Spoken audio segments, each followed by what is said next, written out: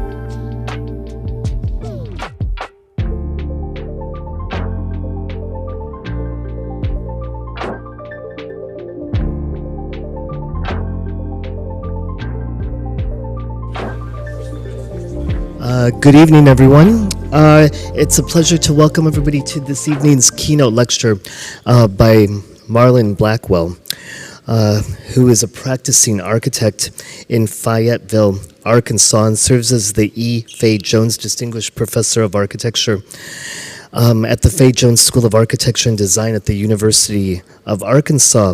Work produced in his professional office, Marlon Blackwell Architects, has received many national and international national and international recognition with significant publications in books, architecture journals, and magazines, and more than 160 design awards. The title of today's lecture is Radical Practice, which is also the title of his recently published monograph. I would just like to say it's a great pleasure to have Marlon here from so far away across the pond, and if I can be so bold as to say, one of the most interesting architecture practices in the U.S. So it's really great to have you share your work with us. Thank you very much.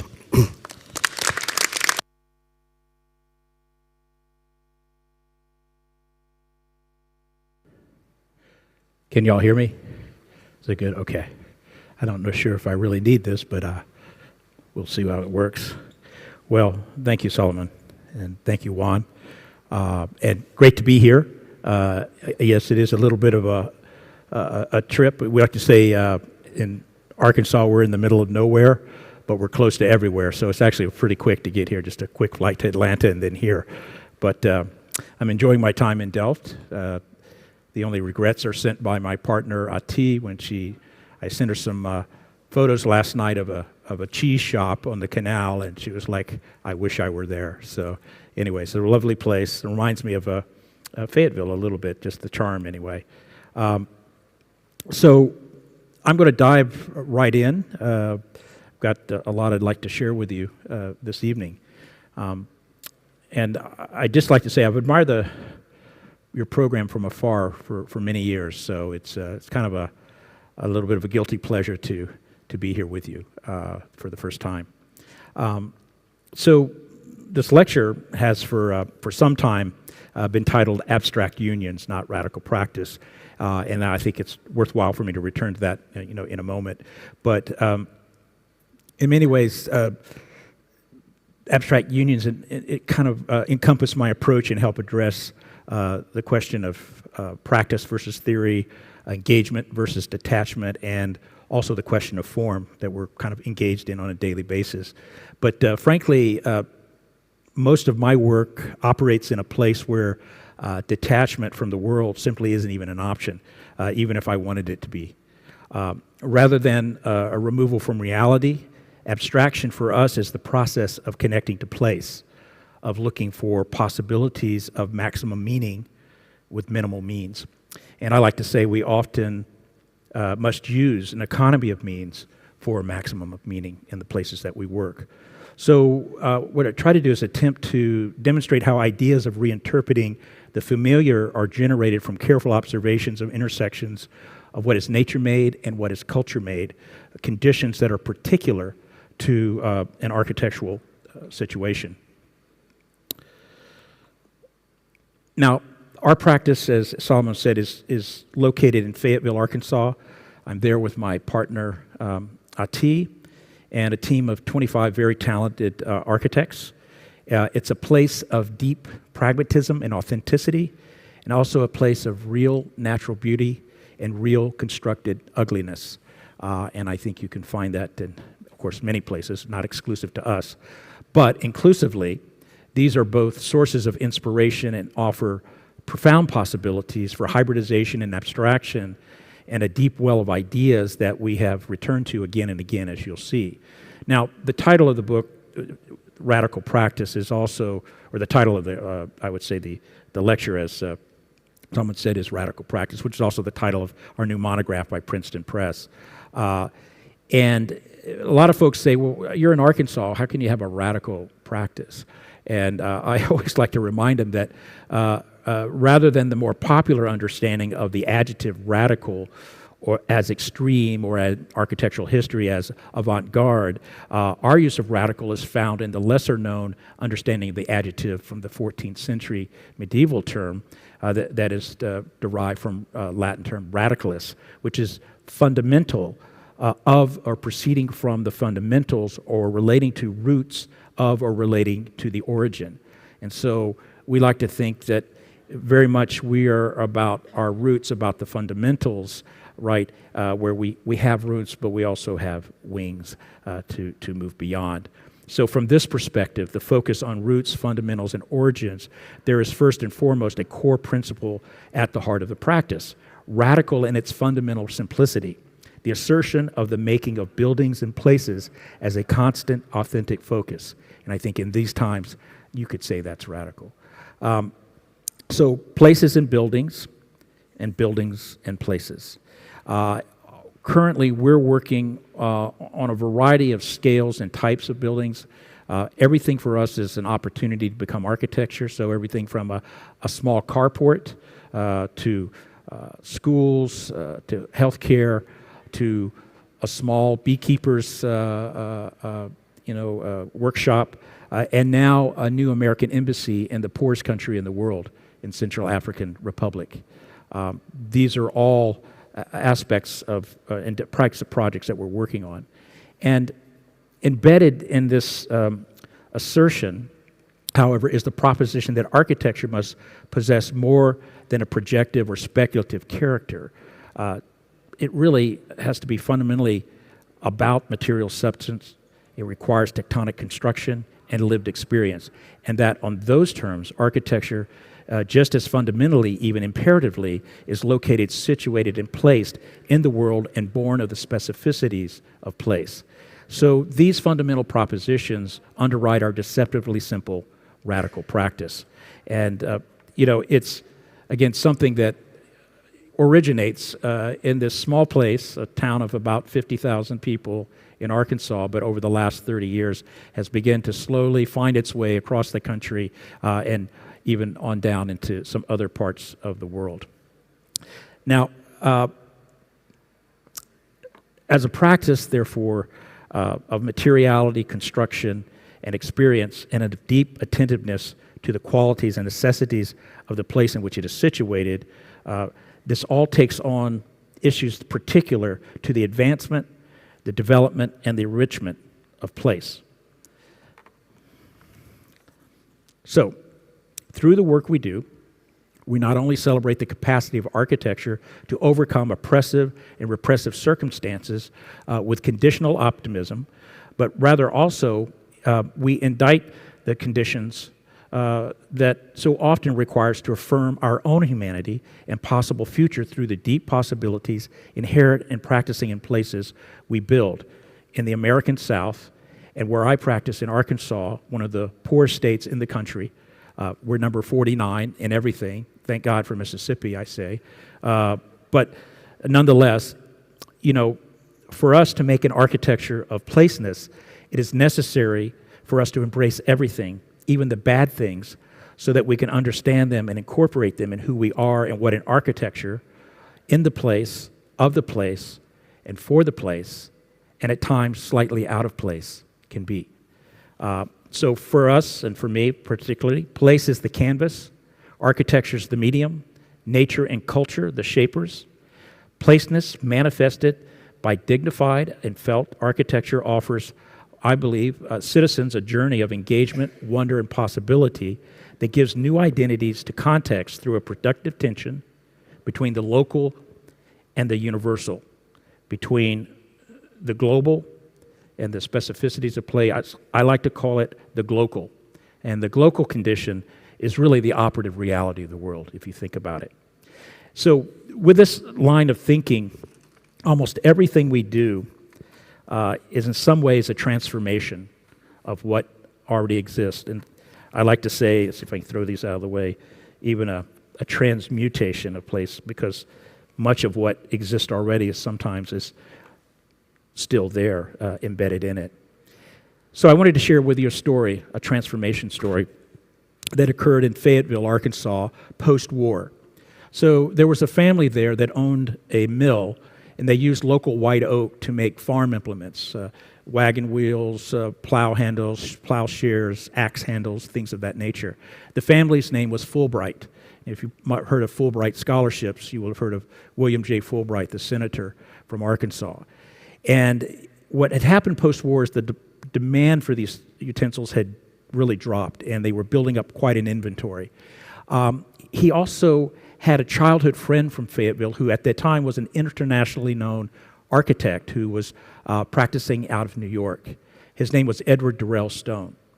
Now, Mr. Stone and he were childhood friends. And so he went to Ed and he said, Ed, you're a creative person. I have all this inventory.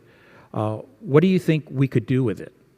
And he said, well, let me think about it, because at the same time, Ed Stone was in Fayetteville working on the first fine arts complex on a university campus in the country, on the University of Arkansas. So he came back to him. He said, my idea is a simple one. Let's modify all of these tools into an international line of furniture that you can start a new business with, and I can populate my new campus building with, complex. And so wagon wheels became stools, plow handles became chairs, and plowshares, along with the traditional craft of Ozark mountain basket making became Chase lounges. And so immediately this started a whole new sort of business and revenue stream for the family. It also kind of populated the campus and had an immediate impact on the local. But if you go to some place like, say, the Cooper Hewitt Design Museum in New York today, you'll see these very same pieces of furniture, all modified tools. And so it just demonstrates that the impact can go well beyond a place, and that's really what we're after in our own place. And this is nothing new for folks here in the Netherlands, but for us in the U.S., this is a relatively new idea that the new develops out of the old, but the old, however, is changed in the light of the new. And so we're constantly thinking in those terms of trying to use what we already have in many ways, to find ways to repurpose, to reuse, to operate between the ideal in the discipline and the more improvised. And we don't see this as a negative or a plus or a minus. We really see this as a way we can develop resonance between these conditions, right? It's not our job to resolve one condition to another. And always looking for the patterns that connect between what is nature-made and what is culture-made as a source of inspiration. It really kind of feeds our thinking and sensibilities. And two, looking at the everyday, looking at the world as it's given to you and finding ways to represent it on your terms. And so simple things that we find in the landscape, the everyday, we find ways to resituate that, to represent it, new sites, new programs, but to create that productive tension between where we are and a more kind of global condition, a more singular and universal simultaneity. So the work I'm going to share with you here in just one slide next is really derived out of my previous sort of occupation as a cartoonist. And so for many years, as a child and all the way up through college, I cartooned. That was my passion in many ways. And then I read an article one day that something like 80% of cartoonists have some kind of alcohol or drug problem. I was like, oh, shoot, I don't want to be part of that. So I became an architect, which there's a host of issues there, as you probably know, alcohol, whatever. But nonetheless, most all of the work you'll see is derived through section and through that sort of the fugitive sort of nature of the silhouette and the profile. I really think of everything as a type of visage, and really how to use an economy of marks to maximize expressive character in the things that we try and make. The other aspect to consider is that we work in a place where there's more space than form. And so we really are always working in the round with our work, and this also is very important to how you understand it. And I love this at this intersection of the mathematical and the more pastoral. This is one of my favorite paintings, titled, obviously, Mondrian with Cows. But there is a kind of subversive kind of relationship that goes on here, and we often find that with our own buildings. So the first building I want to share with you kind of is emblematic of many of the things I've just talked about. It's a Eastern Orthodox Christian church in the small town of Springdale, Arkansas. Small congregation who were worshiping in a rundown office building in Springdale, downtown. It's obviously the Orthodox Church, very aestheticized way of worshiping, rituals, symbols, icons, and really not a dignified space. One of their congregation members died and left some money, and they were able to go out and buy some land along the interstate with some, in the context of some other churches. And they had about $100 a square foot left over to build a new sanctuary and fellowship hall. And so they came to us and said, could you build something like this for $100 a square foot? And I said, well, yes, if it's made out of cardboard or something of that nature. So they said, well, okay, well then plan B, could you make a church out of this welding shed that's on the site that we bought? And I said, well, you mean like tear it down and build on the footprint or something? And I said, no, we only have $100 a square foot. So could you transform this into a new sanctuary and fellowship hall? So naturally, our hearts sank because we were so excited to have a religious or spiritual commission, and then we have a welding shed instead. But we went back to origins like we often do, and we started looking at the early proportioning systems that the Greeks employed in these early Christian Orthodox churches. And I also thought, what doesn't cost any money that as architects, what do we do that doesn't cost anything? And proportion and scale is one of those things. It's free. Nobody ever hired me to design an ill-proportioned, sadly detailed building out of scale. I mean, you see it everywhere, but we don't really get asked to do that. So we went back to that sort of Greek proportioning system, learned how to kind of reconfigure this shed into a simple abstract figure in a landscape in many ways of unholy unions. So it's just simply out of off-the-rack box rib metal that we used. It has all the icons, all the colors that they wanted for, and a little bit of Corbusier, because I believe everything goes better with a little bit of Corb. So their canopy with the trinity of the three can lights. And then inside, the steeple, this sort of the blood of Christ, which sort of bathes down as you go into the sanctuary. So how did this happen? So we simply kept the metal building as it was, wrapped it in a new metal skin, added 10 foot to the front of it to create a narthex that moves north-south to get you on an east-west axis into the sanctuary, and then made movable walls for overflow into the fellowship hall. So just very simple. This is the American version of a double skin system here that you've already, I think, radicalized in your own way. But what we do is we take these off-the-rack systems, metal panel systems, and we customize the transition details so that they coarse and they're seamless, at least in perception. And we coarse every window, every door, even you see the concrete pad, that's the exit door. Everything is carefully crafted. There's a fidelity to craft and thought, even though with the ordinary materials, a level of, as I say, a precision of thought and a precision in the execution of that thought in how we organize elements. And that's really, really important to us. And on the inside, we cut one window through the existing building, get some eastern light. The iconostasis is all made out of angle iron. We also had to introduce a dome. They wanted a dome on top of the building, couldn't fit through because of the superstructure of the pre-engineered building, so what to do? So we spec'd a large fiberglass dome, but they couldn't afford it. The contractor didn't think he could actually build it with the right kind of craft. So I said, well, what are we going to do? And he said, well, I'll get back with you. And he did come back in a couple of days, said, I've got a friend of mine who's a retired metal worker who lives in the mountains about 20 miles away who loves beer. So if we give him a couple of cases of beer, he'll give us this satellite dish. So that's exactly what we did. So we got the satellite dish, we trucked it back in the middle of the construction. It's its own natural lath, so we skim-coated it with plaster, jacked it up on a scissor lift, and they have their dome. So that's how we roll in Arkansas. And I informed Father John, of course, that with this new dome, they actually had a direct connection to God, but I was informed that it was pointed in the wrong direction. So, but anyways.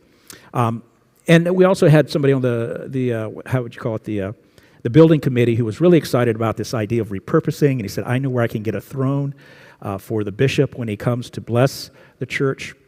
It's walnut, it's got crushed purple velvet upholstery. I just don't know what we're going to do with the embroidered CR. And I said, oh, what do you mean? He goes, well, it's part of an ad campaign at the liquor store, and they're going to give it to me when it's done. I said, well, CR. And he goes, Crown Royal. I was like, oh. And then Father John overheard us. He walked over and he said, no, Christ the Redeemer, get the chair. So that's kind of how we work. So in 2013, we received a call from the American Institute of Architects, their Honor Awards program, the Institute Honor Awards program, to inform us that this had won an Institute Honor Award, which is the highest award you can get in the United States. And they said, we were so impressed with the budget that you built this for, that we went back and looked at the history of the program and discovered that this is the least expensive building ever built in the U.S. to win one of these Institute of Honor Awards. And so it kind of underscored what we've been trying to do for the last 30 years, is to demonstrate that architecture can happen anywhere, at any scale, at any budget, and for anyone. And that's, in many ways, what drives us, no matter what the project is. Of course, as the office has continued to develop, new things have come online for us. So this is a building, a small church, but houses like this in the Ozark Mountains where I live, these are called giraffe buildings. And these are built by folks who are not architects or builders. They just take the stone that's found in the fields and lean them up to become the veneer, and then big chalky grout lines, and they're called the giraffe. But they're very part of the indigenous sort of vernacular where we're at. So we're now doing a whole health institute on the campus of the Crystal Ridges American Museum in Bentonville, Arkansas. This is a national institute for preventative health, well-being, life management. So we're taking this as the basis for how we're going to generate a system of articulation for the building through the sort of idea of the cave and the forest, which is something quite particular for where we live in the mountains, this flora and fauna idea. So the base of the building is all made up of this giraffe stone, and then it sits astride it a series of curve forms that are containing offices and seminar rooms and such. It has exhibition, event spaces all on the campus with this extended threshold into the campus. So the existing museum was designed by Moshe Softy. You can see it's over the creek there, the lake, or the stream, I should say. In red are the two structures. We're doing a parking garage that's all we call Art Park, and this new building called The Flow, which is part of the Whole Health Institute. It actually forms and wraps around a ravine that works its way up to the top of this hill. So this really is an introduction to the visitor to the campus, this extended threshold. And you begin to see how it sort of manifests itself in the ravine and then these spaces that it captures. Section through a transept, through several ravines, create relationships between each of these buildings in the forest. And then the upper part is all made out of pre-weathered brass, so rather than wood, which doesn't do very well on the exterior in this neck of the woods, we developed a system of articulation based on, as I see, the sort of vertical striations of the bark of the trees, with community porch, series of porches and community spaces as well around. So you begin to see the kind of three-dimensional set of relationships that begin to manifest itself between the base and the upper volume above. So the material strategy, as I said, was sort of based on this idea of the forest and the striated bark of the oak trees. What we're doing is developing a brise-soleil, a curved brise-soleil on the east and west sides to control the sun, and then we're chamfering those edges to reflect light and shadow. Full-scale mock-up that begins to test the ideas of windows, how the stone is coming together, and then how these fins are beginning to come together too. You can see the flickering of light and shadow that happens on the edges of these fins. And that, in effect, is to, in its curvature, to bring a dynamism to the articulation, to really imbue the architecture with an order of change as the sun moves across the sky during the day, but also as the seasons change as well. And the stone wall, this is the first time it's been attempted to do a 19-foot high giraffe stone wall in the Ozarks. So we've been working, it's an abstraction of, and we've been working to get the mix right, working with a local mason here, working not only on the stone and the shapes of the stone, but also in the shapes and profile of the grout lines as well, to, again, pull this all together.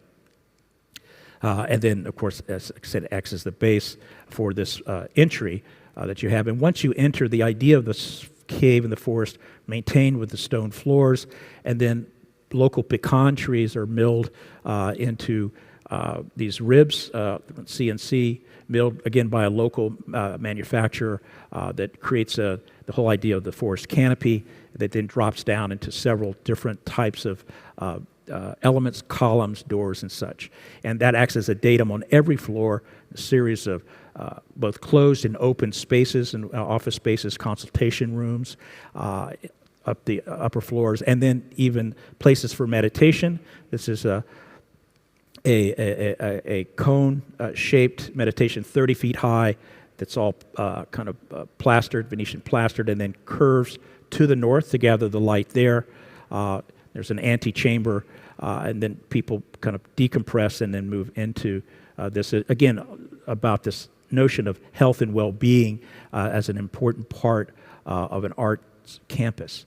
And so the building really is an intersection of art, nature, architecture, and health. And even the building itself becomes a kind of place to exhibit art to the exterior of the campus. It's currently under construction, will be ready the end of next year, so we're very excited about the progress here. Across the ravine is the campus parking and Sky Terrace. We were just charged with doing an 800 car parking garage, but we challenged the owner on that. We said, well, what if it could do more? If it's on the edge of a plaza, and this is a playscape down into the ravine, could it do more? And so we proposed a proscenium, 4 stories high by 150 foot wide, that would be for performance and for art, and then underneath a glass bar, and shops, and all of that to activate this plaza and really create another threshold into the campus. And so you could be able to see how that interface would work. So Brian Haynes Studio, the landscape architects from Philadelphia, are working on the playscape called Conversion. And then as you move your way back up to the building, it begins to separate from the landscape into the plaza. And then there's, again, new displays of art and performance that happen in this proscenium. And as you come out of the parking garage, you either take elevator or you come down this ground stair all the way down to the bar below. Now, one of the things we've been working on a lot is working with PPG, which handles all the automotive body paint codes of any car ever made, and Sherwin-Williams. And we're developing custom colors using muscle cars and automotive body paint to give one-of-a-kind coloration to buildings that we're working on. So this is actually my grandmother's 1964 Pontiac Tempest that we worked on. It's called Agua Azur. And we worked, and because we're using so much metal, it's just a small premium, a few $1,000s to actually get this done. And we're using metal flake too, working from concepts of Dale Jeffries, who used it in the 50s with sports cars and racing cars to help kind of give further depth to the, to the metal surface here. So we call it the fish head. It's still under construction, but I just want to show you a little bit about how it works both in the day, but also in the evening. It has a whole life and a whole programmed lighting concept that animates the building both inside the parking spaces and outside in the proscenium as well.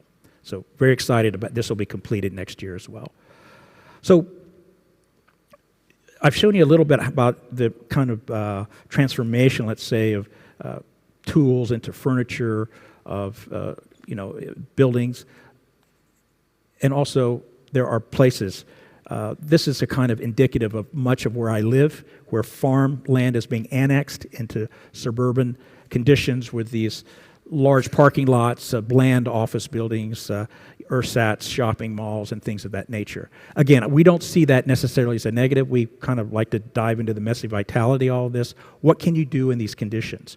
We were challenged by a local doctor, a pediatrician, to develop a new pediatric clinic that would, in its own setting, be iconic. One of the problems, and you can see here, this sort of dichotomy between this sort of vernacular building and the other building, is that one is singular and one is a kind of scrambled egg. I'd say one is a fried egg and one is a scrambled egg. And what I mean by that is there's all these jigs and jogs, 18, 25 different moves geometrically, and then all the different materials that go with that. So different shades of beige, I might add. So our challenge, and our thought was, what if we just made a new clinic that had one form, one move, one material, and 2 colors? Let's see what happens. So here in the land of beige, we introduced this new clinic It's called the Harvey Pediatric Clinic in Rogers, Arkansas, right along the highway. And this is it, and it's plaza. So this is the south side. None of the rooms, the patient rooms, could have windows in it by HIPAA, so we did skylights along the south, that skylight, and then creates this own kind of singular abstract figure, iconic figure. And it's made not only for people that walk here or ride bikes, but also in the car. It's understood as something in the round, a suburban feature. So as you pass by at 40 miles an hour, there's a brise soleil for the reception area. It completely sort of changes its tune, right? So it's a sort of a split personality. But it really is a type of billboard in the suburban landscape. It has a porte cochere. You can drive under or through it, drop the patients off out of the sun, out of the rain. They have a simple lobby to go up in. We're lighting that with blue glass from above, the skylight, to kind of create this ephemeral light that you pass through as you come up into the reception area. Rather than the chaos you normally get in a pediatric clinic, it's actually very zen-like, very quiet. It's because we worked with the staff of this doctor. They picked the color of the building. They had choices there. They had blue, silver, green. They picked the cayenne red. But they also worked with us on the relationships between the staff and the patients and the families. And so it's actually, rather than being cluttered and chaotic, it's actually very zen, very efficient. And every patient room gets natural light into it from above. And as well, same, even there are also views for the nurses, but they also get light from above, as well as for the doctors at the doctor's lounge, and they're up in their figure on the top where they kind of rest between surgeries and between appointments. And even the staff gets their own separate entry. They have their porch behind where they take lunch, and either a covered porch or an outdoor porch for that. So there's really trying to think about the folks in a dignified way who work there, but also the folks, the families, and the patients who come there. And so it really has become what we like to call a new species for suburban architecture. It's known as the WTF building in Rogers. So it's achieved its iconic status, and I think it's something the doctor's quite happy with. So that's one idea of a transformation of a landscape. Here's another.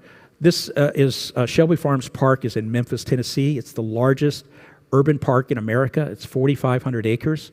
This is a project we did with field operations, James Corner, who may know from the High Line, or whatever. We worked together on this. Our focus was on the heart of the park, which is a 200-acre part of this park where Corner was expanding a lake, and we were developing a series of new programs along the edge of the lake.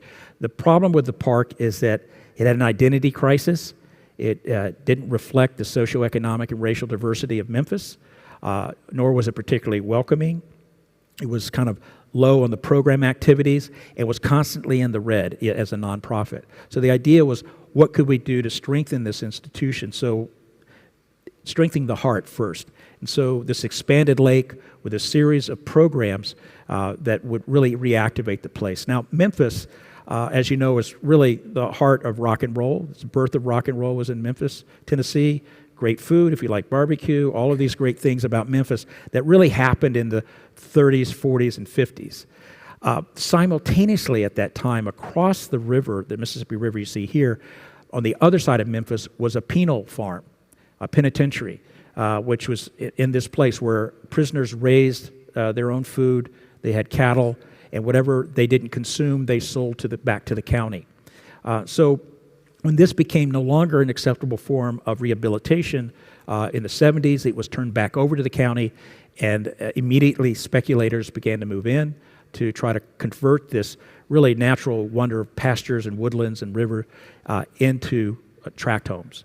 So the citizens stood up and said, no, we need a park on this side. This is great, a great piece of property and should become a park. So that's where the nonprofit came from, Shelby Farms, and then ultimately this expansion you see in the lake, this new planting of trees. Corner planted over 1 million trees throughout the 4,500 acres, and 7 different structures, a visitor center, a conference center, restaurant, a boat kiosk, stage pavilion, and picnic pavilions, all generating revenue for this new heart of the park. So one of the things we noticed when we went to the site is wherever there was shade, there was people.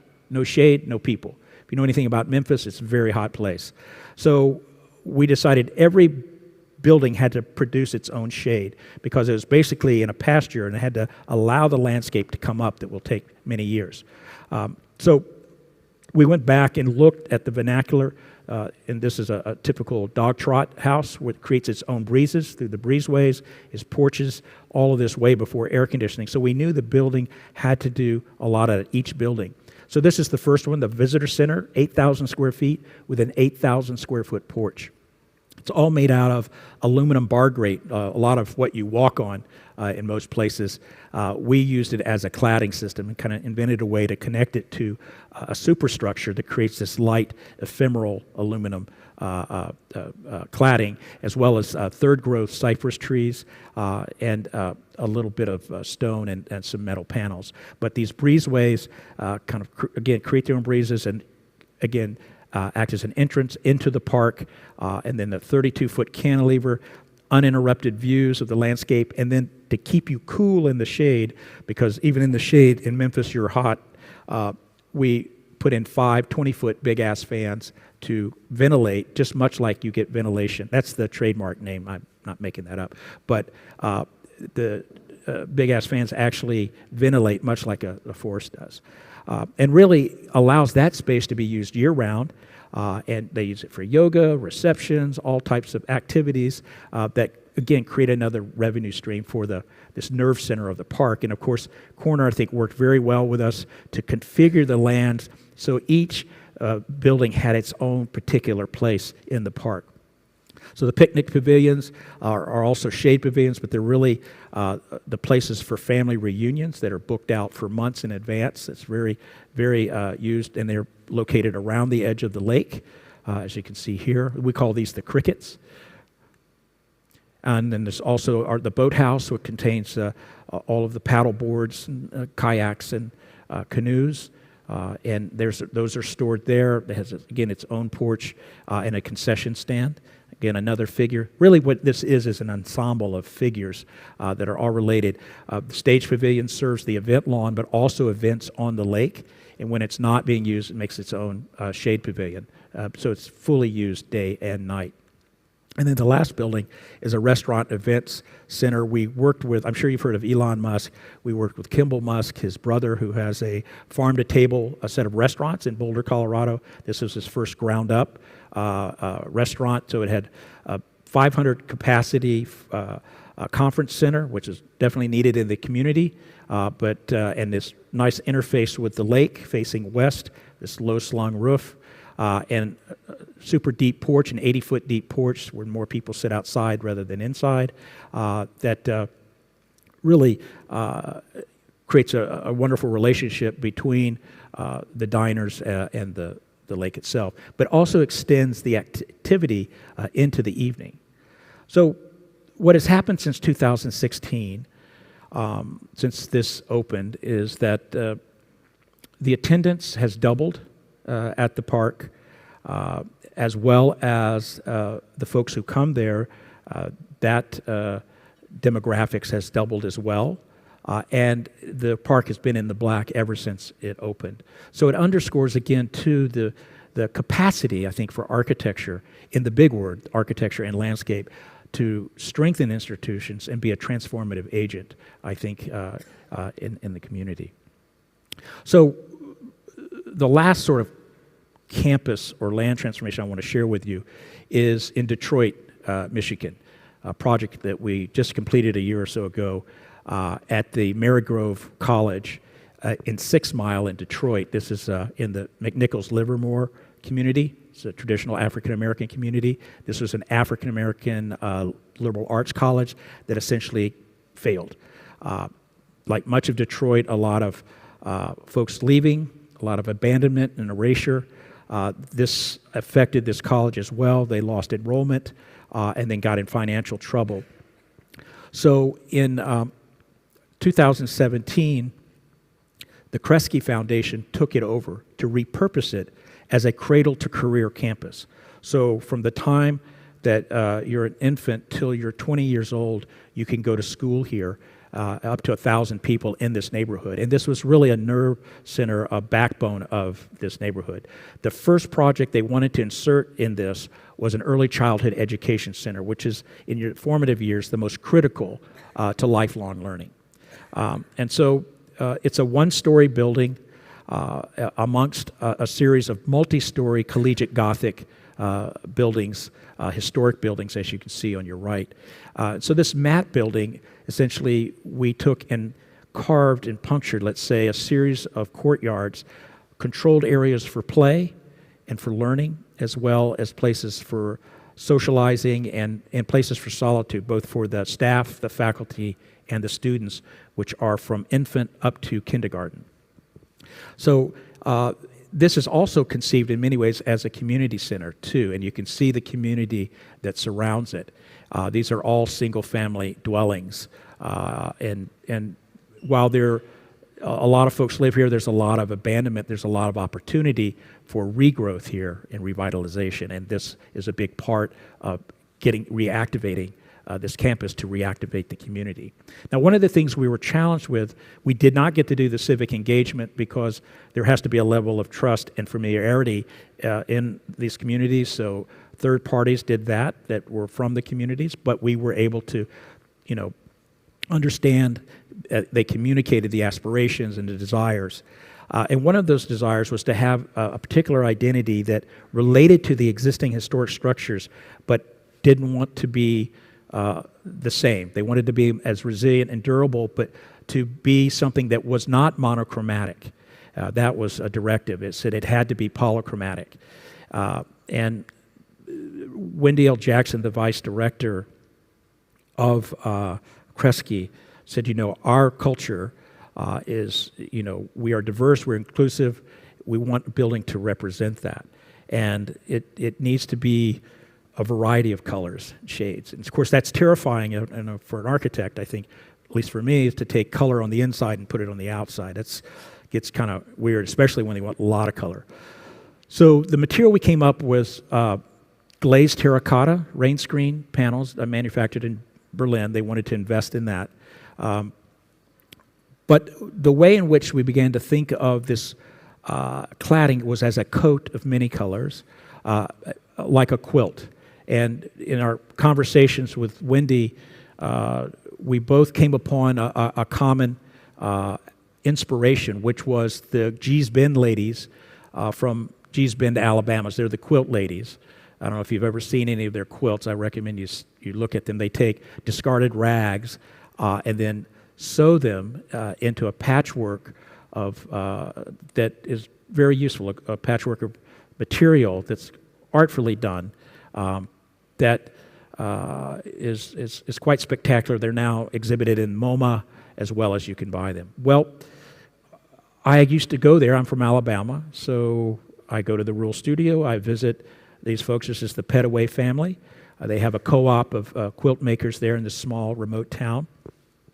So we visited with them just to get inspiration and to study, and we wound up doing 150 different iterations of palettes of color, understanding that each color costs money. So though they wanted to invest, we had to get the most optimal arrangement. And so we needed base colors and accent colors, and this is essentially what we came up with. It really kind of created a vibrancy and a one-of-a-kind identity, something that certainly the community could say, this is ours, this is ours. And so we articulate the facade by windows. We believe all elements, windows, doors, columns, are spatial propositions. So they grab light from the side, light from above, light from the front. The plan, the wall gently recesses back, folds back to create an entry. As you enter, you're immediately confronted with the first of the courtyards. There's a coffee shop on the left, community rooms on the right. You can drop your children off, but you can hang out, have coffee, observe them learning, playing, but also take part in community organizations. These are great for wayfinding, but also providing natural light all through the building in this relatively matte, flat building, 1 story high. Again, a lot of the schools I'll show you are all 1 story because for universal design, but also as a requirement because of the certain age groups that we're dealing with here. Every classroom has direct connection to the outside, so learning can be improvisational. It can go inside, outside to make a point, to learn a lesson. It's also for play. Every space, including the circulation spaces, are places for sitting, for socializing, for learning as well. This is the reading alcove. And again, a series of community spaces where parents and families can meet, different organizations in the community. All of these are lit from above. Most of the community spaces, there are a series of lanterns that we inserted, again, bringing light from the courtyards and then from these lanterns, natural light. And then a playscape was done, woven into a play and learning scape among this grove on the south side, facing back into the neighborhood. At night, it becomes this lantern back to the folks, and the folks can walk from their homes to right onto the campus into the entry on the other side. So I was just back here about a year and a half ago, and I have to say the one word that would describe what I saw there between the children, the families, and the staff and faculty was joy. It just seemed like it was a place where truly lifelong learning is beginning, but it's something where I think in particular too the families felt that their kids have a chance here to have this 5 years in this building and then move to the next building and to the next building, and it's a great place to start their education. I went back to Alabama to see the G's Bend folks, and I had a picture of the building on my phone, and I showed it to Miss Petway. I said, "Look what your quilts inspired." And she looked at it and said, "Well, that's very nice." She says, "But now you've given me an idea for a quilt." So, it all kind of comes back around in some ways. So I want to show you a couple of projects here, but they're very much about taking the ordinary, taking what exists in the culture, taking what exists in the landscape or as a system of building that's rather prosaic and finding ways to ennoble it, to elevate it in some way. We've just completed a project in Fort Worth, Texas, called PS 1200. And it begins with the idea of the simple building system of the Quonset hut, which was something, invented World War II to house soldiers as well as equipment and machines. Usually when you see this in the United States, you see it in the middle of an agricultural place by itself. Maybe there's some agricultural machines there. Maybe sometimes people convert it into living, but it's usually singular and detached. I met a young developer in Detroit when we were working on Marygrove by the name of Philip Kafka, and he's been buying empty areas in Detroit and transforming them through using these simple Quonset systems, using public plazas, public spaces to develop housing and businesses around. He's bought over 1 million square feet called Core City. If you go to Detroit, I encourage you to go see what he's doing there. And he's working with Julie Bargman of Dirt, who's converting these empty spaces to great public plazas that are generating their own collateral economies as well. So he wanted to try this in Texas, Fort Worth, Dallas, where he's from. So we went to a small emerging community in Fort Worth called Magnolia community and do a mixed-use development of housing, offices for work, restaurant, grab and go, and a small bookstore with a public plaza. So again, it would be a public-private union. And so it's all using the Quonset hut system. And of course, about 1.5 miles away in Fort Worth is a very well-known museum you may or may not know of, the Kimball Art Museum by Louis Kahn, and something that we in many ways wanted to pay homage to with our little Quonset huts. In our research of Kahn and his inspiration for the Kimball, we discovered that he'd already beat us to it in ennobling the prosaic. He was looking at the stockyards, the cattle stockyards in Fort Worth as part of the inspiration for his museum. So we all find ways to pay homage, but it's the vernacular has spawned quite a bit in this region. So it's all prefabricated. The panels are, so once you build the base, these huts, each one of these, of the 8 huts went up in a day and a half. It breaks the structural shell. And then to maintain the vocabulary, we flipped them on their sides to make cladding for the one-story buildings. So there is a consistency in language. And this hasn't been done that often, trickier than it looks.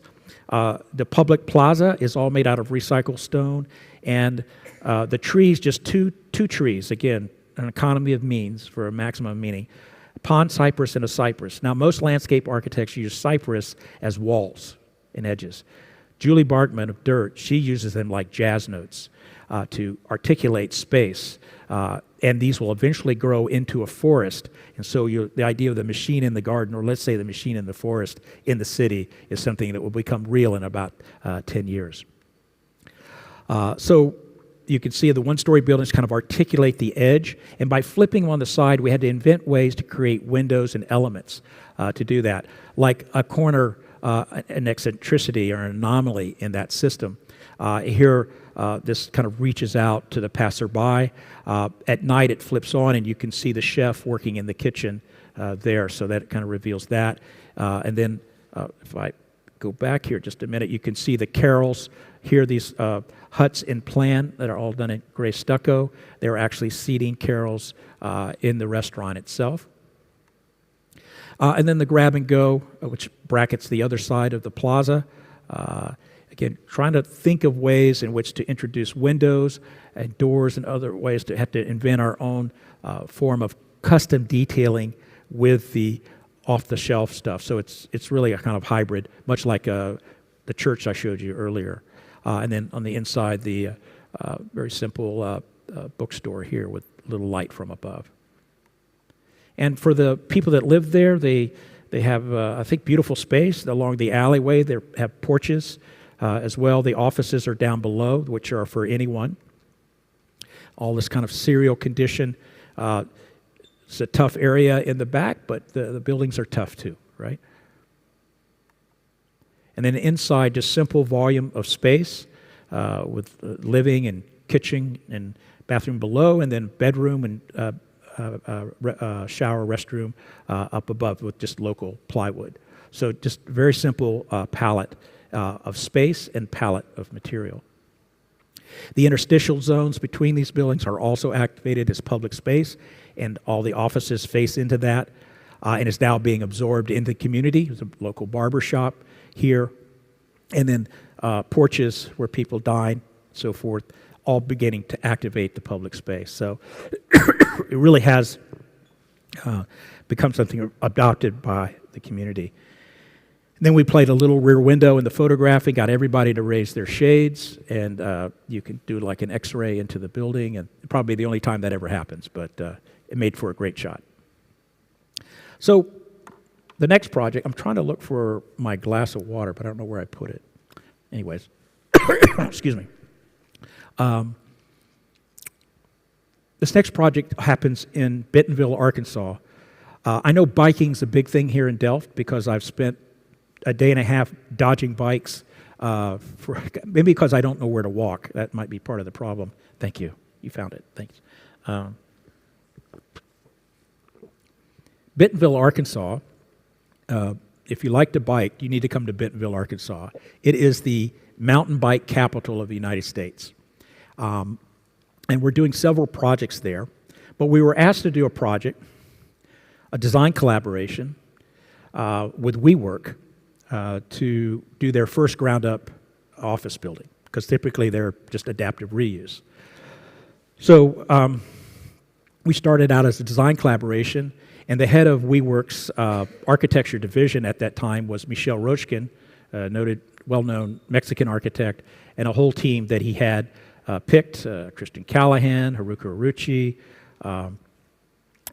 James Slade, Adrian Yao, a really great team. So our team, MBA, and theirs working together to make this new 200,000 square foot office building about 4 blocks from the downtown square of Bentonville, Arkansas, which is another town of about 50,000 people.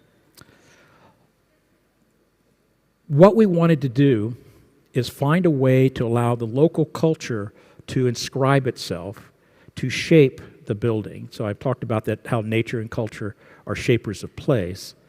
And also to rethink public space rather than just a public square, but could it become something that's distributed vertically up a building? So this is a new building that's just opened.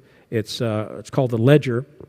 It's billed as the first bikeable building in the United States, where you can bike and walk to your third floor, your fifth floor office such. So it, again, takes the public space and diagonally distributes it to a series of terraces and plazas as it goes vertically. And you can begin to see how it scales itself in its context. There's a companion parking garage, too, that acts as really a backdrop for art. This is Stefan Sagmeister's art piece with Ned Kahn.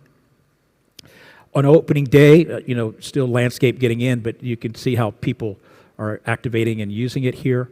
And a breezeway that connects the street to a city park on the other side. So really thinking about this culture of biking and mobility and well-being that is really manifest in the city and allowing that to create something specific for its place in this office building, 200,000 square foot. Now here's what happened. As you all know, WeWork imploded in the middle of the pandemic, and its whole concept has never recovered really. So basically the whole architecture division was let go. So what happened was our firm and then Michelle and Christian Callahan and Haruki Haruki, they formed their own firm. Michelle has his firm, we have our firm, and we just maintained the team, and we just kept pushing. We kept developing the drawings and kept, and made sure that it got built correctly, detailed properly, and everything. And so, as you bike up, you find these terraces here. These are all public terraces that people can occupy and use in the town. So really the bike is just another part of the greenway system and the network of trails that we have in Northwest Arkansas. We have about 70 miles of greenway. And the city park on the other side of the building here, you can see how the parking garage and the building work together to frame that. And the whole access starts on the backside of the building. Is where you come through the portal and then up the ramp, and then you kind of zigzag back and forth along the eastern side. Then you can get a sense of how that begins to shape the scale of the building, which is really the biggest building in town. So it's very simple how this all started. It's just a simple box, stacking of the floors, the typical office building. We then carved through it to create the portal, to create connectivity to the park and to the street on the other side that people can move through, and then kind of stair-stepped it back, carved it back, and then pushed it back and forth to create these shadowed ledges and terraces on the north and south side, and then connected it all with a continuous ramp, slightly under 1 to 20, so that we didn't have to have landings per se. So very, very easy to walk up without the landings, and then tied it all together. And then that then creates in the cross section, taking a 6-story building and scaling it to where it feels much smaller. So you hear this from the top, but then when you're on the street with the portal, you really get the sense that it's a much smaller building as you're walking up and down. So that really kind of effectively works. And then on the inside, really the outside inscribes itself on the inside. So this is kind of the lobby area that's open, and then you move, you walk along that edge that you also bike along, different offices. Still a co-office working space that's, shared community program, as well as individual offices that can be even rented by the day. But you see how this idea of mobility kind of activates both outside and inside in all aspects of the building.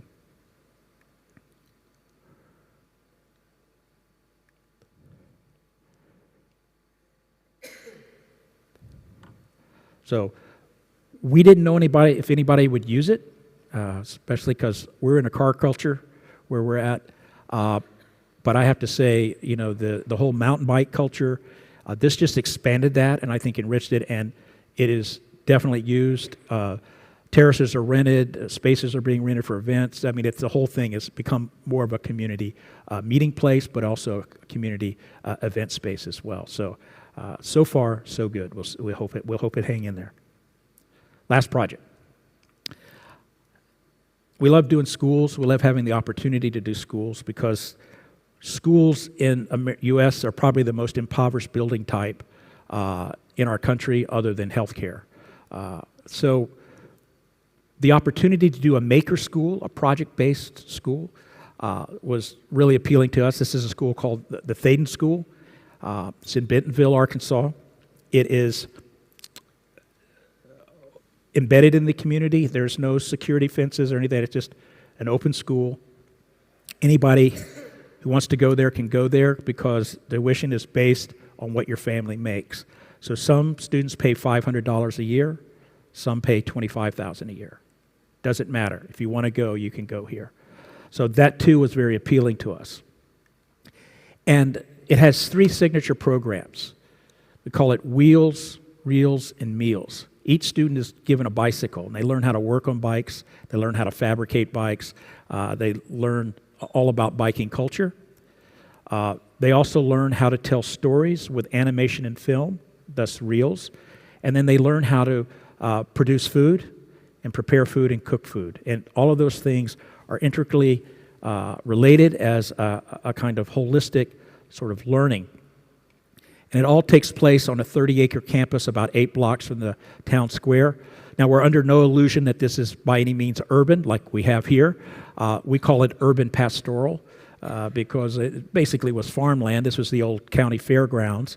So we're not looking, let's say, at Delft or other types of places, European. We're looking at local chicken farms, local farm groupings, barns and things to draw inspiration for how we master plan this. And so we've developed, there are classrooms, there's a home building. We're working with Andrew Pogon, landscape architect, and Eskew Dumez Ripple, an architect from New Orleans that did the home building, which is where the teaching kitchens and the library are. There are also fabrication shops, a performance center, as well as a gym or a bike barn. So all of the landscape is factored in as ways of learning. So from the types of foliage to the way in which you circulate, there are no canopies. You move across the site. That's what the students have to do. Water management is a big part of that as well. The topography, as well as the way the different programs around or the edges of the spaces, and then the community geothermal.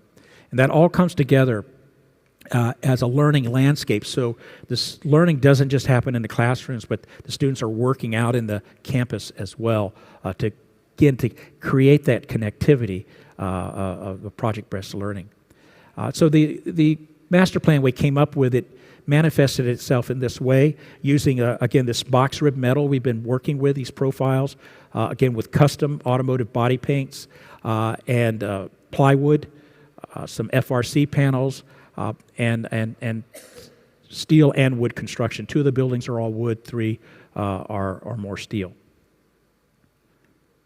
So just a kind of quick purvey of it today and then all the landscapes between.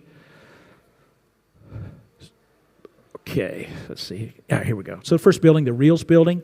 Now we're also using these are 1-story buildings, a way to create certain ideas about schools that profess to give everybody the same thing, the same size classroom. Everything's iterated in a systemic way.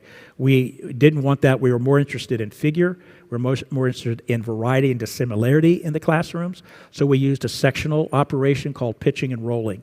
And I think it's the way you guide an airplane. What I didn't say at the beginning, you saw a young woman in a plane waving. Her name is Louise Thaden. I know you've heard of Amelia Earhart. She was a contemporary. In fact, they were friends. She grew up in Bentonville. She was a pioneer in aviation. She was a barnstormer, which means she grew up learning how to fly planes by flying through barns.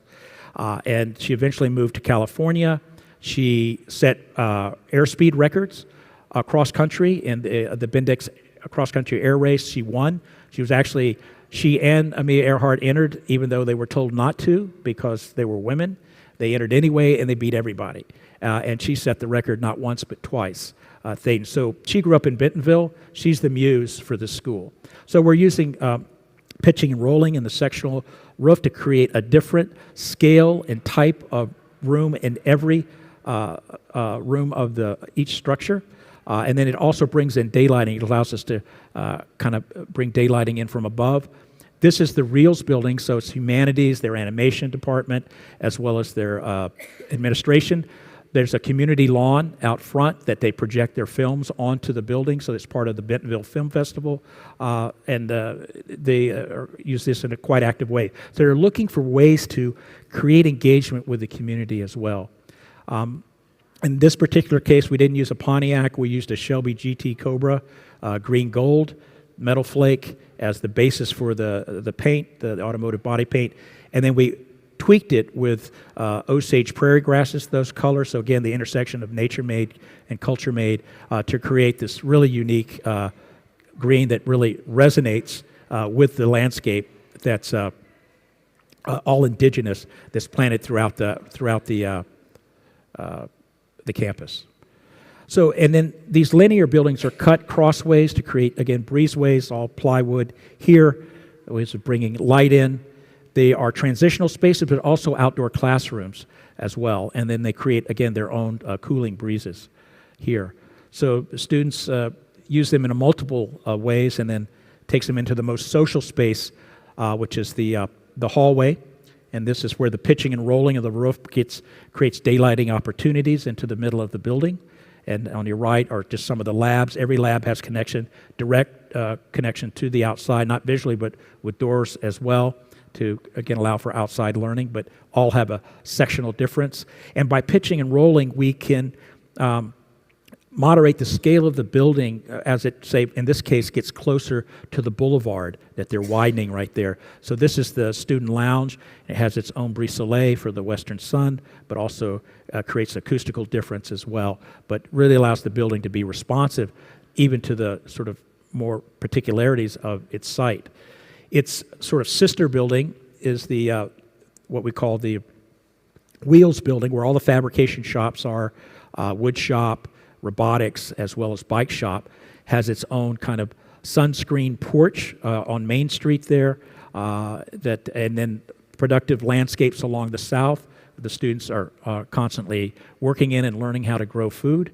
On the inside, a series of, again, labs, even the circulation areas are project labs, and then those exhibition vitrines kind of showcase what was produced in these kind of short-term project collaborations. This is all 6th through 12th grade, the students that are learning here. So here you see that sort of interaction with Main Street. And then the bike shop opens up, and students can work on not only their bikes, but also citizens' bikes. They do, and here you go. So they have a really good understanding, I have to say, bikes. They would probably really enjoy being here in Delft, I have to say. But you see beyond is the other building, which is what we call the Performance Building. This was designed while I was at the American Academy in Rome. So it's got a little bit of Rome in it. We've got a 300-foot-long urban loggia, something that is unheard of or unseen in my neck of the woods.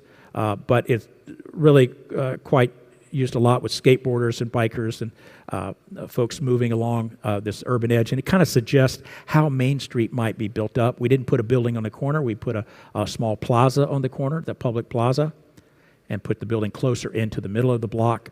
But the porch is the lobby. There's no lobby here. It's a teaching facility. So this is really the outdoor lobby. But when you come in, on your left are the different practice rooms for drama, for music, and then you slide into that opening on the right into the auditorium. So practice rooms here, and then just ways you sort of fold into the auditorium. The rake of the auditorium is showcased in the section in the rake of the building itself, the elevation of the building.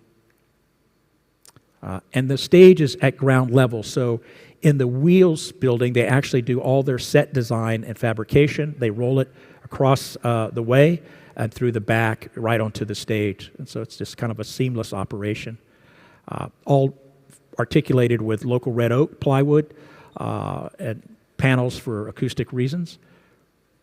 But we wanted to insert one figure, one window into this place to bring natural light, because it's also a lecture hall. And we're doing this with hand-troweled plaster and curves, just a kind of contrast with the angular figure on the outside, but here just bending the light around and having that connection again to the outside. And I'd be remiss if I didn't show you the 71 gold-green color Camaro that we worked with for the coloration and articulation of the cladding for this particular building. And makes a nice backdrop as well for the learning landscapes. So the last building I want to share with you, they are called the Thaden Barnstormers, no surprise. An owl is their mascot.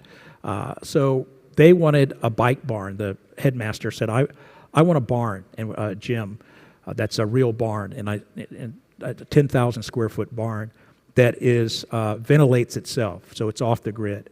So it actually breathes through its skin and through these movable barn doors that we made. So the planks that you see, vertical planks, are done in traditional red, of the traditional Ozark barn, but it's a contemporary view. I've been working on this barn, I told the owner, for 30 years. But we spaced the boards apart to allow for air. We put copper screen behind them to keep the insects out. And then it sits in its meadow along a soccer field, as well as along a bicycle pump track, because it is a bike barn, you can drive through it. There's a series of dormers that the glass opens up to create a chimney effect, the ventilation from west to east to cool it naturally. And then, of course, shading on the west side along the soccer field. I'm staying at the Hotel Arsenal, which is a kind of like mass timber heaven. We didn't have the money for mass timber. Quite frankly, I know it's very trendy right now. But we did have the money for a mass of timber. So we used a local truss manufacturer in Oklahoma who makes residential trusses. And we said, look, there's the gambrel. So they understood that it's a local form, the local, like they would make typically. And we're just expanding that truss to capture the porch, the mezzanine, and the dormers up above.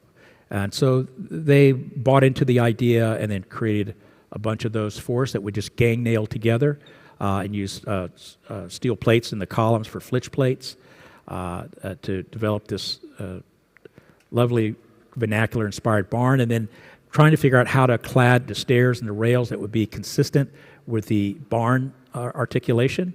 We tried to think like a farmer, so we just took 2x4 lumber and diagonally cut it and rotated it and back screwed it to make the simple cladding system for the rails and for the stair. And then during the day, it's an opaque silhouette, an extrusion, but our lighting designer worked with us so as the sun begins to set, this light slowly turn on and it becomes somewhat translucent, and then as the sun dives over the horizon, it becomes transparent and acts as a beacon for the community and an icon for the school. So with that, I thank you.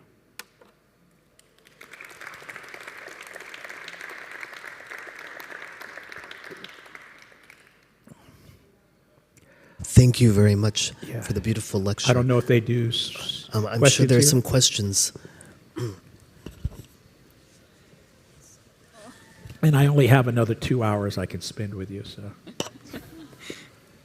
Yeah, thank you for that lecture. I have a question. I'm coming from Montana, actually. So I really liked what you said about a place with more space than form. Mm-hmm. And I'm wondering, how do communities that are used to that, how do they respond to architecture, or how do you work with communities in that way? Sure. You mean in the way that you're talking about architecture that falls outside of what they would typically expect? Yeah. Okay.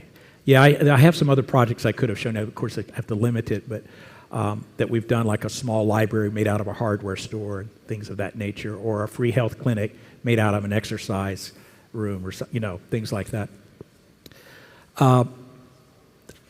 We mostly focus on what the use is and how it's useful for them. So we listen very carefully to them and really provide them not only what they need, right, but more. Mm-hmm.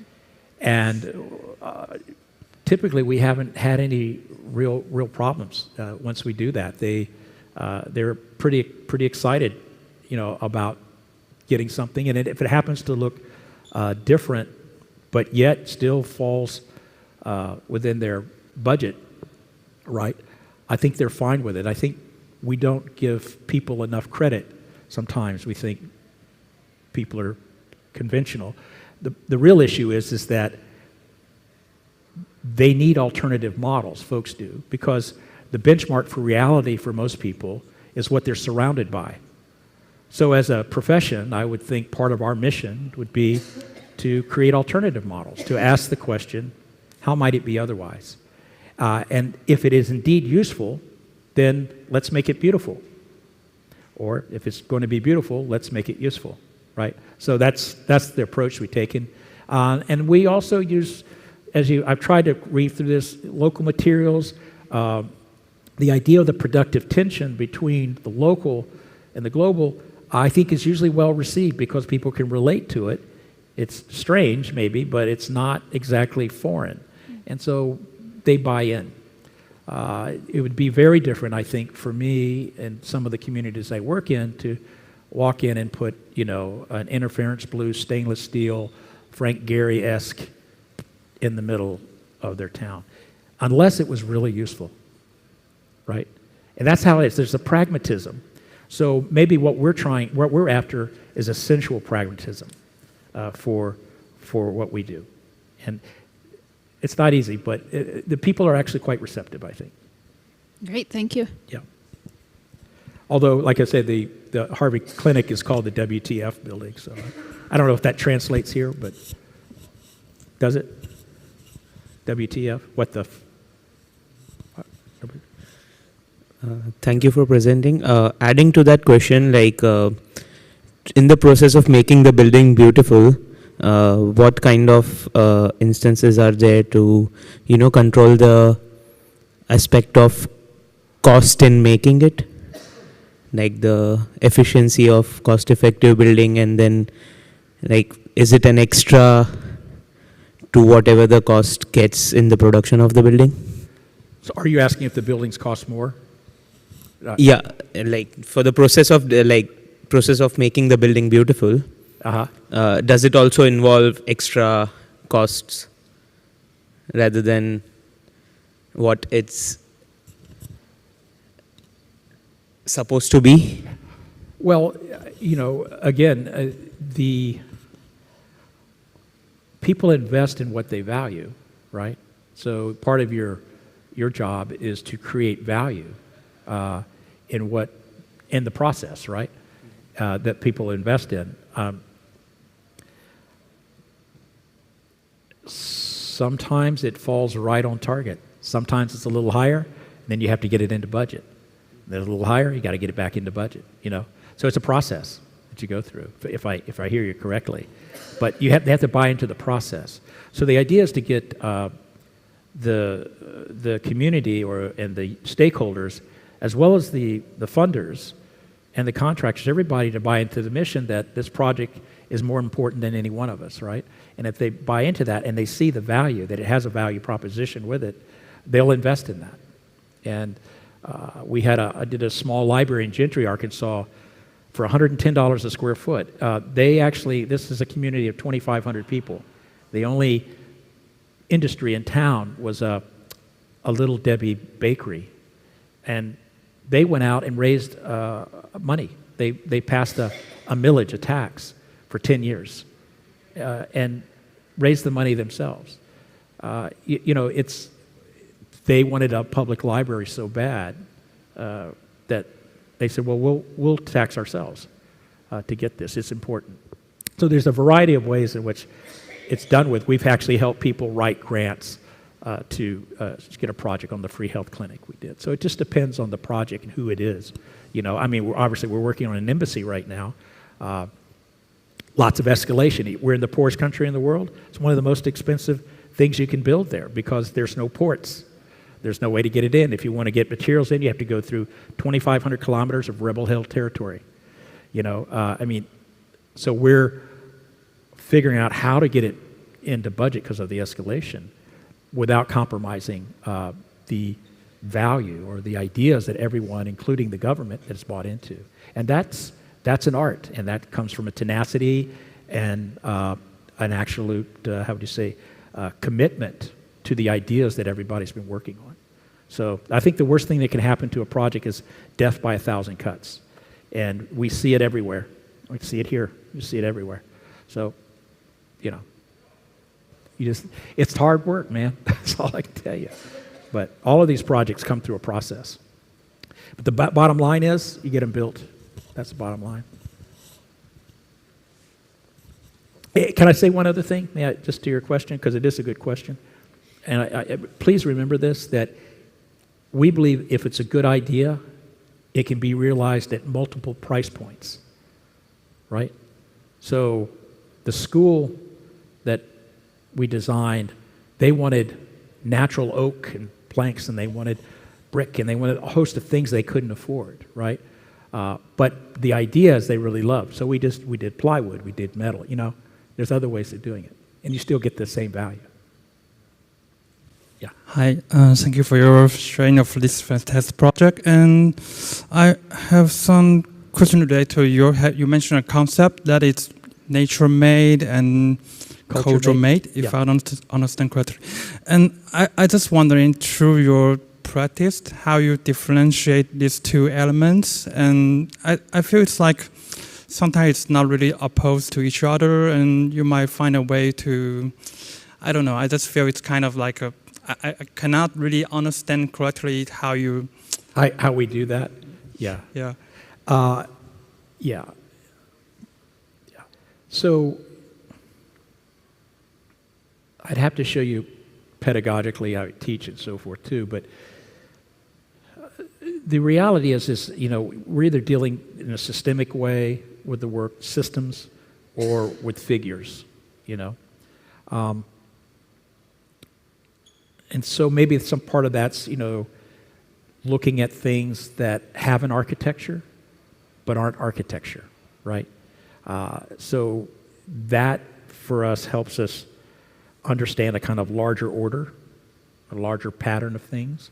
So we look at nature, we look at, like one of the first images I showed you was a leaf, right?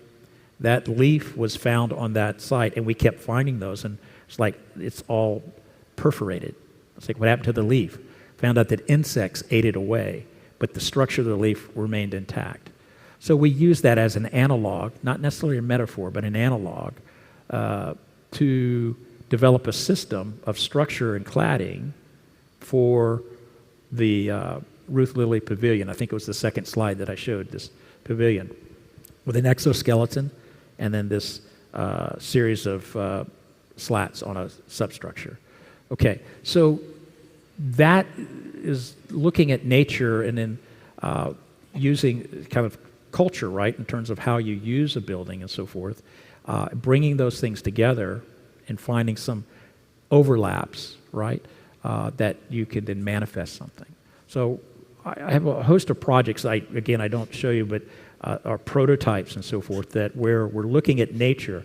But it's more of looking at the patterns of nature and how they connect. It's not so much trying to get, if you did a honey house, trying to get it to look like a bee or like a beehive. You see what I'm saying? You're looking for these patterns that make sense. I mean, when you look at, say, something that's nature-made, very often it has bilateral symmetry, right? If you look at a car, right, which is made for us, bilateral symmetry. You find these things. So the benchmark for reality mostly is our own body, or for our understanding of the world. So that's why these machine-made things and nature-made things aren't often so far apart, right? So you're looking kind of for proto-elements and prototypes, both in nature and in culture, and seeing if there is some kind of overlap, right?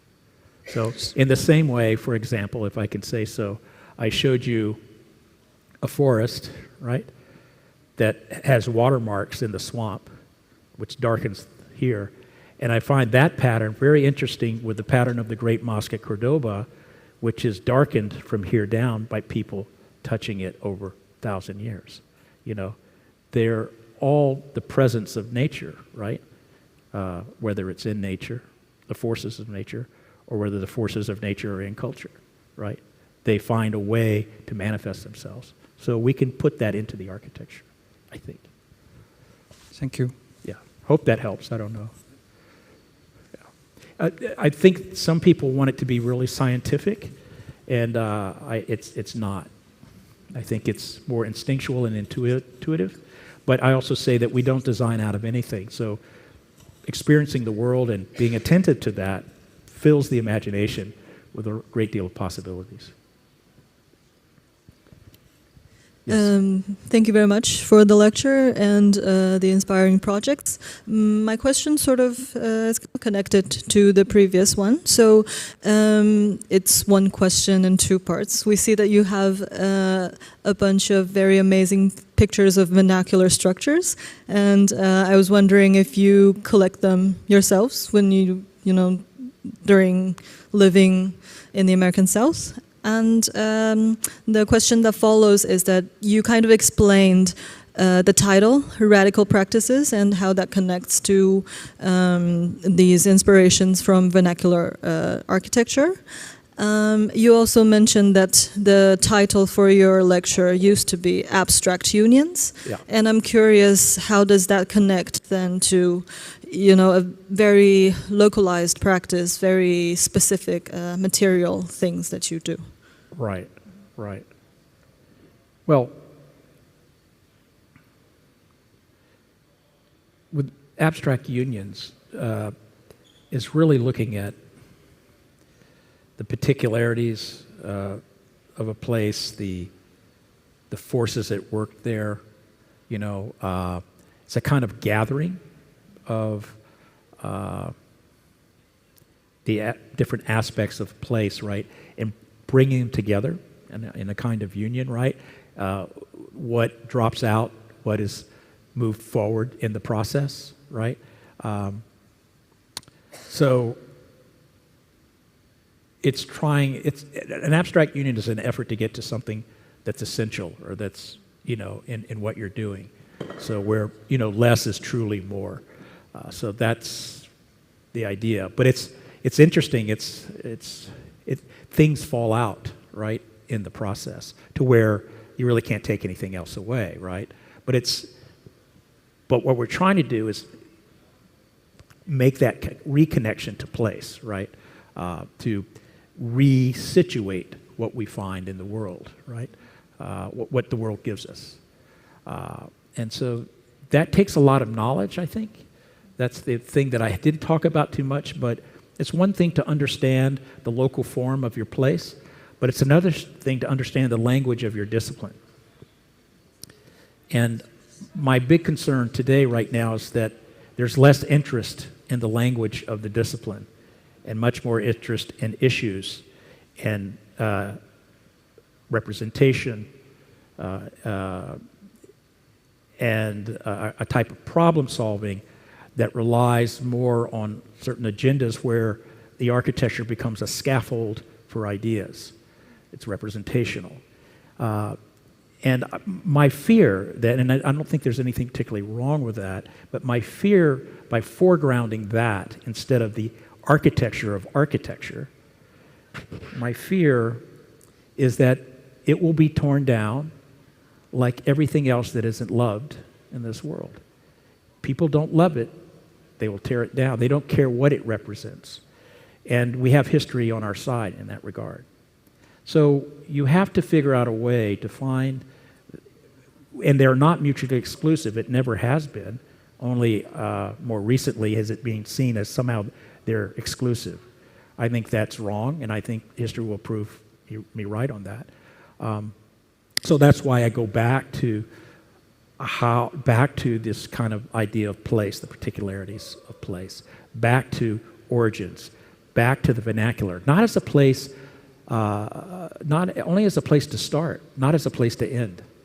You know, no one wants to make quaint architecture that's just a repetition or of a kind of stylistic vernacular. That's not what I'm getting at. I'm looking at the lessons, right? You know, the vernacular is what you do when you can't afford to get it wrong. You know? And so there's great lessons, there's great essentiality in looking at that and learning from it and then trying to move it forward, right? The other thing about vernacular that I like is not necessarily about the style, it's more about typologies, right? They're types for particular purposes. So I think types are adaptive and evolutionary, almost Darwinian, right? As they, over time, versus fixed. Styles tend to be more fixed, I think. Yeah. So, anyways, that's my 2 cents on that. That was a wide answer, but I hope it helped. I don't know. Thank you very much. Okay. You use vernacular as a reference, but vernacular has its own way of emphasizing the relationship between architectural objects. It's not really trying to be compatible with its non-vernacular surrounding, let's say. Mm-hmm. And I would love to ask you about the idea of the dialogue correspondence between buildings and use your early education center in Detroit as an example, because there was that monster from 18th or 19th century on the background. So what is your idea of the context? Is it physical or extend beyond that? Yeah, that's a good question. I do think the vernacular does seek resonance with its place. I probably might maybe disagree with you just a little bit on that if I understood your question. Material culture is a big part of the vernacular, which is taking the raw resources of the land, of the place, and then, you know, refining that into often the building components of the vernacular. So that's a material way in which you make resonance, right, and connection. It's not also always form. Clearly, too, when I said the vernacular is a place to start, but I think the idea is to, as you go through the process, is to become gently transgressive, right, with that, to where the vernacular is not where you necessarily land, but maybe perhaps some of the lessons of that get carried through. The other part of your question, how do you do that like at Marygrove? So Marygrove was sort of unique, right? I can tell you a little story about Marygrove. We designed, according to the foundation, the most optimal thing, you know, and efficient. They wanted it, you know, really rational, all of these things. So we designed it that way, and we had these lanterns that popped through the sort of pancake mat condition, you know, very taut box, you know, kind of Miesian almost. They approved it, and then this time of year, and I came back after the holidays, and they said, we want to have lunch. So I flew up to Detroit. I had lunch with the representative, and I said, well, we really like what you have, but it feels a little cold and corporate. What they weren't telling me is they had run it by the folks in the neighborhood who thought it felt corporate and it felt not part of their community. What the people at Cressy didn't tell them, well, we had designed what you saw in the finish beforehand. That was were our first schemes. And they were like, no, we can't do that, right? So they came back to us. And so we got to redesign that scheme. And the connection we made was through material. So resilience is very important to them. So we weren't trying to look like the other buildings, and you can't, right? Because we're doing a one-story mat building. And these are tripartite schemes that are 4 and 5 stories tall, right? Built in the late 19th, early 20th century, right? 20th century buildings trying to look like 18th century buildings, which were trying to look like 14th century buildings. I mean, it's a whole sad story, but that's the way it works. So, but they're very nice buildings in their own right. So we just went a different route. Again, the gently transgressive. But what else can you do? We're a different type, right? They were accepting of that if we can resonate with them, and that's why you see the base of the terracotta panels working in shades of stone, right? And then the accents laid on top, right? That's how we were able to achieve that, because we had developed palettes that were all like a kaleidoscope, but they were like this against the building. But here, they're much more gentle because they reference that stone. So that's how we did it, through the material. It comes in different intensities, right? Material, form, right? Figure, just different ways that you can relate. It's like writing. You know, there are different aspects of writing, and you may have 2 or 3 things you work with, but it takes a certain proportion of those things in each situation. They're not always the same. I hope that makes sense. Yeah. Is there another question, or I think is that it? Okay. Thank you. Appreciate it. Thank you.